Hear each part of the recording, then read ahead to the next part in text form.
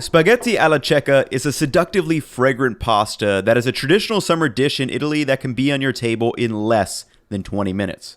The sauce is completely uncooked save for the heat of the pasta and scalding the tomatoes and herbs in olive oil. So the only two things that you have to do to nail this dish are, number one, use high quality ingredients. We want fresh tomatoes, fresh basil, fresh herbs, fresh mozzarella, and a nice high quality extra virgin olive oil. And then number two, you have to understand how to layer the salt to bump up and enhance the flavor of all those high quality ingredients. Let's break it down. To start, I'm setting a kettle of water on to boil and adding a half pound of spaghetti or any slow dried or bronze cut pasta, along with a large 4-finger pinch of salt. Once that water in the kettle has boiled, pour it over the top to cover it until it completely submerges the pasta, and then just set the heat to medium-high and let it boil from there on as normal. I also added 45 grams of olive oil to a pan and set that on low heat until it starts to warm up. Now you'll need to stir the pasta occasionally so it doesn't stick, but meanwhile, let's prepare the other ingredients.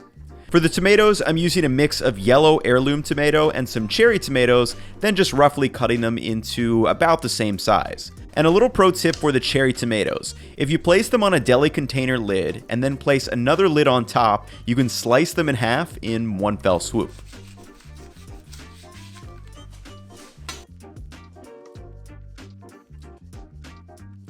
It is peak tomato season across the US right now, so find some good ones because this is what makes this dish so special.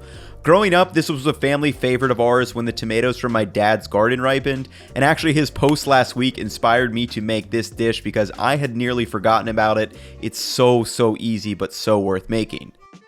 Once the tomatoes are chopped, add them to the bowl that you will be serving the pasta in, and then add a nice sprinkle of salt over the top and mix this together. This is going to season the tomatoes and also draw out some of the excess water, which we will pour off before mixing it with our pasta. Set the salted tomatoes aside and now mince up the fresh oregano and thyme. All you have to do is remove those leaves from the stem and then just mince them up from there. This dish is definitely best with the fresh herbs here, but if you are using dried, I would add them with the tomatoes so those start to hydrate.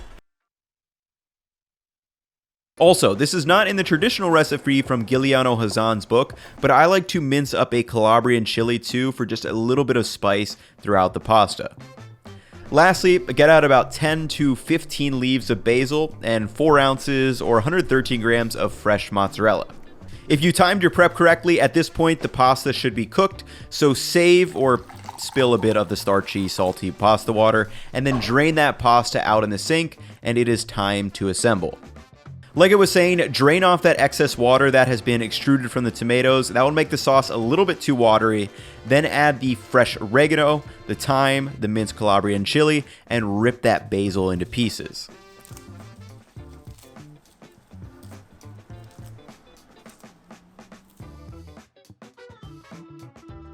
Lastly, add about 10 cranks of black pepper and pour that smoking hot olive oil over the top and mix everything together. So interestingly to me, this is the same technique used in those biang biang noodles where the oil helps release those fat-soluble flavor compounds and transports them around the dish. Next, toss in the pasta and mix everything together, and add a little bit of the starchy and salty pasta water to help create that emulsification. Also, I would recommend using a larger bowl than I did so it can be mixed really vigorously, because if done correctly, that sauce will essentially be a vinaigrette with the oil suspended in the juices of the tomato and the pasta water. Lastly, shred in that fresh mozzarella, and this will just get lightly warmed up by the pasta where it starts to get creamy.